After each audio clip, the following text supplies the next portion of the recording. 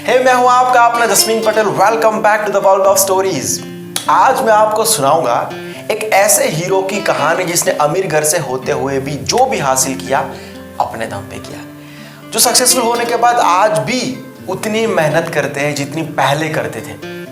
बचपन में कुछ ऐसी बीमारियां थी जिसे देख के कोई अंदाजा भी नहीं लगा सकता था कि ये लड़का एक दिन भारत का नहीं दुनिया के जो बड़े स्टार्स हैं उनमें से एक होगा, जिसको दुनिया भर के लोग फॉलो करेंगे। नाम है ऋतिक रोशन। आपने उनकी सक्सेस तो देखी ही है, आज उनका पास्ट भी देख लो। जब स्कूल में थे तो हकलाते थे, सभी बच्चे उनका मजाक उड़ाते। उनके हाथ में 2 अंगूठे हैं तो उसकी वजह से भी उनका मजाक उड़ाया जाता। लोग इतना चिढ़ाने लगे कि ये लड़का परेशान हो गया था बचपन में। इसने एक्सेप्ट कर लिया था कि मैं दूसरों से अलग हूँ। ऐसे करके स्कूलिंग पूरा हुआ। जब 21 साल के हुए तो रीढ़ की हड्डी में एक बीमारी हुई, ऐसी बीमारी कि अगर स्पाइन पर थोड़ा सा भी स्ट्रेन पड़ता तो पूरी जिंदगी व्हीलचेयर पर गुजारनी पड़ती। ये सब उनके माँ बाप को बता दिया गया डॉक्टर्स ने कि लड़का कुछ नहीं कर पाएगा। उनको भागना तो मना था, तेज चलना भी मना था।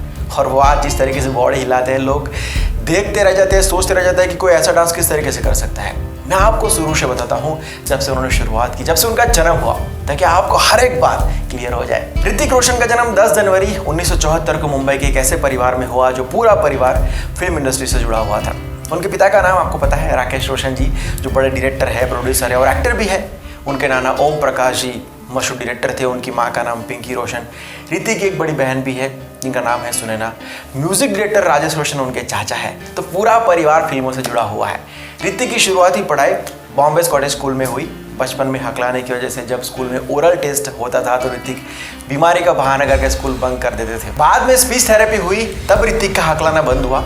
उनका जन्म उनके दाहिने हाथ पर एक एक्स्ट्रा अंगूठे के साथ हुआ। ऋतिक रोशन के दाहिने हाथ में 6 उंगलियां हैं, जिसमें एक एक्स्ट्रा अंगूठा है। ऋतिक ने बचपन से ही वैसे फिल्मों में काम करना शुरू कर दिया था। सन 1980 में आई फिल्म आशा में ऋतिक ने 6 साल की उम्र में ही काम किया है। 1980 में एक और फिल्म की आपके दीवाने। 1986 में आई फिल्म भगवान दाता में भी छोटी सी भूमिका निभाई थी। उन्होंने बचपन में ही एक्टर बनने का फैसला कर लिया था, लेकिन उनके पिता चाहते थे कि वो अपनी पढ़ाई पर ध्यान दें। अभी ऋतिक रोशन ने मुंबई के सिडेनहम कॉलेज से वाणिज्य में ग्रेजुएट की डिग्री हासिल की है।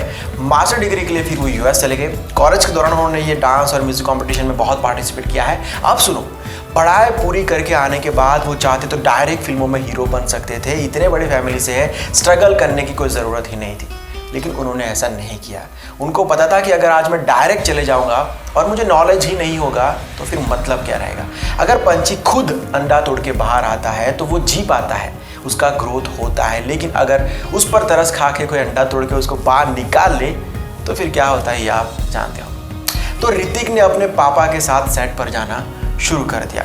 उनके काम में मदद करने लगे और सेट पर भी डायरेक्टर का बेटा हूँ ऐसा सोच के नहीं रहते थे। उन्होंने हर वो काम किया जो उनको दिया गया, जैसे फर्श साफ करना, सबके लिए चाय बनाना, चाय बांटना। साथ में किशोर नमित जी की एक्टिंग स्कूल भी ज्वाइन की एक्टिंग सीखने के लिए। उसके बाद उन्होंने राकेश रोशन जी को असिस्ट करना शुरू कर दिया डायरेक्शन में, ताकि वो फिल्म मेकिंग की टेक्निकलिटी को प्रैक्टिकली सीख पाए। करण अर्जुन और कोयला में अपने पापा को असिस्ट किया डायरेक्शन में। कोयला में वो जब SRK को मेहनत करते हुए देखते थे तो सोचते थे कि मैं भी ऐसे ही मेहनत करूंगा, SRK सर की तरह बहुत बड़ा स्टार बनूंगा। फिर उन्होंने खुद को हर तरीके से तैयार करना शुरू कर दिया। उनको जब स्पाइन में प्रॉब्लम था ना, तब डॉक्टर्स ने कह दिया था कि ये लड़का कुछ नहीं कर पाएगा। तो घर वाले टेंशन में थे, कहते थे कि बेटा तू ऐसा मेहनत वाला कोई काम मत कर, रेस्ट कर, तेरी तबीयत ठीक नहीं है। तब भी ऋतिक चाहते तो पूरा लाइफ आराम कर सकते थे, ये फील्ड छोड़ सकते थे, क्विट कर सकते थे। और इतने पैसे तो थे उनके पापा के पास कि वो उनको पूरा जिंदगी खिला सके, लेकिन नहीं, उन्होंने अपना नाम बनाना था। उनको अपने टैलेंट के दम पे अपना नाम बनाना था। खुद को इतना ट्रेन करना था कि अगर उनके पापा भी उनको फिल्म देना तो इसलिए ना दे कि वो उनका लड़का है, इसलिए ले कि वो एक हीरो मटेरियल लड़का है जो अच्छा लगता है, सॉलिड डांस करता है, इसका बॉडी मसल्स पर्सनालिटी मैग्नेटिक है, जो बेहतरीन एक्टिंग करता है। उस टाइम पे सिर्फ एक ही बंदा था जो वो कहता था कि तू कर सकता है, और वो था ऋतिक रोशन। खुद ही खुद को मोटिवेट करके आखिरकार जिस लेवल का उन्होंने सोचा था उस लेवल पर खुद को लाके खड़ा कर दिया। करियर की बात करें तो सन 2000 में एक रोमांटिक ड्रामा फिल्म कहो ना प्यार में एज अ हीरो अपने फिल्म करियर की शुरुआत की, जिसको उनके पिता राकेश रोशन ने डायरेक्ट किया था। ये फिल्म उस साल की सबसे सक्सेसफुल फिल्मों में से एक फिल्म रही। फिल्म की विशाल सफलता के कारण ऋतिक रोशन रातों रात सुपरस्टार बन गए। लेकिन मैं बार बार कहता हूँ कि दुनिया में कुछ भी रातों रात नहीं होता है यार। जिसके साथ होता है सिर्फ उसे पता होता है कि दुनिया जिसको एक रात कहती है वो दरअसल कितनी लंबी रात थी। एनीवे, बेहतरीन परफॉर्मेंस की वजह से ऋतिक रोशन को best debut actor and best actor का फिल्म फेयर अवार्ड मिला। और ऐसा पहली बार हुआ था कि किसी एक एक्टर को दोनों अवार्ड साथ में मिले हो। उस स्पाइन की बीमारी की वजह से आगे प्रॉब्लम हुए, उनको एक्टिंग करियर छोड़ने की सलाह दी गई क्योंकि एक गलती ज़िंदगी ख़त्म कर सकती थी। लेकिन बंदा हार मानने को तैयार नहीं था। अब उन्होंने कौन सी फिल्में की है और कैसा कैसा परफॉर्म किया ये आप जानते हो, उस बारे में बात नहीं कर रहा हूँ।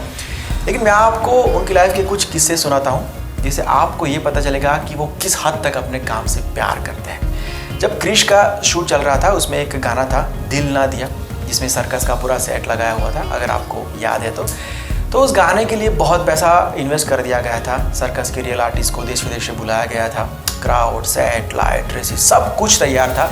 लेकिन ऋतिक रोशन को बहुत तेज़ बुखार था उस टाइम में। इतना बुखार कि डांस करवाने के बारे में डायरेक्टर प्रोड्यूसर सोच भी नहीं सकते थे, इतना बुखार। लेकिन अगर ये शूट डिले होता तो लाखों का नुकसान होने वाला था। तब ऐसी कंडीशन में ऋतिक रोशन ने सामने से कहा कि आप शूट मत रोकिए, मैं परफॉर्म कर लूँगा। उस दिन शूट हुआ था और इतने बुखार में उन्होंने कैसा परफॉर्म किया था ये आप इस वीडियो के पूरा होने के तुरंत बाद उस गाने को यूट्यूब पे ज़रूर देख लेना। आप समझ जाओगे कि डेडिकेशन किसे कहते हैं। उसके अलावा जब कहो ना प्यार है के सॉन्ग एक पल का जीना का रिहर्सल चल रहा था, कोरियोग्राफी चल रही थी, फराह खान और उनकी टीम कोरियोग्राफ कर रहे थे। तो जब हॉल में ये सब सिखा रहे थे ऋतिक को डांस स्टेप वगैरह, तो बहुत ही इजी स्टेप्स उन्होंने दिए क्योंकि उनको लगा कि नया लड़का है, हैवी स्टेप नहीं कर पाएगा। लेकिन डायरेक्टर का लड़का है तो सोचा थोड़ा मजाक कर लेते हैं, तो मजाक में बहुत हैवी स्टेप्स उनको दिए। लेकिन ऋतिक रोशन ने बड़े आसानी से उनको कर लिया। तब फराह खान को पता चला कि ये डांस का बाप है, तो उन्होंने पूरा गाना फिर से कोरियोग्राफ किया। वो भी बहुत ही खुश हो गए कि चलो कोई तो आया, इसके थ्रू हम ऐसी कोरियोग्राफी, इस लेवल की कोरियोग्राफी दुनिया को दिखा सकते हैं। अब आप वो गाना भी देख लेना, और भी बहुत सारी बातें हैं लेकिन वीडियो बहुत लंबा हो जाएगा। बस कहना ये चाहता हूँ मैं कि आप कौन से बैकग्राउंड से बिलोंग करते हो ये मैटर कभी नहीं करता है, कभी नहीं करता है। अल्टीमेटली आपका टैलेंट मैटर करता है, तो टैलेंट पर फोकस करो, एक्सीलेंस लेके आओ अपने काम के अंदर। क्योंकि दुनिया को ना सिर्फ यही दिखाई देता है, वो ये नहीं देखते कि आप किसके लड़के हो, तुझे आता क्या है बेटा, सीधा ये बता, ये पूछती है। तो इतना मेहनत करो कि जब आपको कोई ये सवाल पूछे तो आपके पास इसका जवाब हो, सॉलिड जवाब हो। इतना मेहनत करो, खुद को पुश करो, कंफर्ट जोन तोड़ के बाहर आ जाओ, खुद को प्रूव करो, आगे बढ़ते रहो, रुकना नहीं है बस। और दूसरी बात, अपने काम से प्यार करो, टूट के प्यार करो। जितना प्यार आप खुद से करते हो, अपनी जान से करते हो, माँ बाप से करते हो, बीवी बच्चों से करते हो, गर्लफ्रेंड से करते हो, उतना ही प्यार अपने काम से भी करो। दुनिया देख रही है कि नहीं देख रही है ये भूल जाओ। दुनिया को दिखाने के लिए नहीं, अपने लिए, अपनी खुशी के लिए काम करो, बाकी सब कुछ अपने आप हो जाएगा। अगर आप इस तरीके से काम करोगे तो आप कभी थकोगे नहीं, आपको एक्सटर्नल मोटिवेशन की ज़रूरत नहीं पड़ेगी, आपको बार बार पुश नहीं करना पड़ेगा, आपका डिसीजन कोई चेंज नहीं कर पाएगा, आपको कोई डिस्ट्रैक्ट नहीं कर पाएगा। तो अपने काम से प्यार करो यार। ओके देन, ये थी आज की कहानी। उम्मीद करता हूँ कि मेरी आवाज़ आपके दिल और दिमाग को छूती है, आपके दिल और दिमाग में उतरती है और ये सारी बातों को आप अपनी लाइफ में उतारोगे, ये मेरी उम्मीद है आपसे। अगर वीडियो पसंद आया है तो लाइक और शेयर ज़रूर करना और कमेंट तो करना ही करना है, क्योंकि आपको पता है मैं आपकी हर एक कमेंट को पढ़ता हूँ और कसम से मुझे बहुत मज़ा आता है आपकी कमेंट्स को पढ़ने का। और अच्छी कमेंट्स को पिन भी करता हूँ और इंस्टाग्राम स्टोरी पे शेयर भी करता हूँ, तो कमेंट्स करते रहिए। और एक बात, कॉलिंग कोड आपको मिल गया होगा तो जल्दी से मैसेज कीजिए, मैं भी वेट कर रहा हूँ विनर का। मुझे भी कॉल करना है, मुझे आपसे बात करनी है। जो लोग नए हैं उनको बता दूँ कि आपको वीडियो के अंदर कहीं पर भी एक कॉलिंग कोड मिला होगा, 1-2 सेकंड के लिए पॉपअप हुआ होगा। उस कोड को आपको डिस्क्रिप्शन में दिए हुए नंबर पर मुझे व्हाट्सअप करना है। जो भी सबसे पहले करेगा उनको मैं कॉल करूँगा, हम लोग बात करेंगे। और अगर आपको मुझसे डायरेक्ट कुछ कहना है, कुछ पूछना है, कोई सजेशन है, तो ये रहा बाय का इंस्टाग्राम ID, लिंक आपको डिस्क्रिप्शन में दिया हुआ है। बिंदास मैसेज ड्रॉप करिए, रिप्लाई ज़रूर आएगा। लेकिन हाँ, कोशिश करना कि जितने मैसेज है एक साथ में आप कर दो, तो मैं एक साथ में पढ़ के एक साथ में ही आपको जवाब दे दूँ। और बहुत जल्द हम लोग लाइव भी करने वाले हैं, तो ढेर सारी बातें करेंगे। अभी चाहता हूँ तब तक हंसते रहिए, मुस्कुराते रहिए। मिलता हूँ एक नए वीडियो के साथ, एक नए सब्जेक्ट के साथ। Bye, take care and see you soon.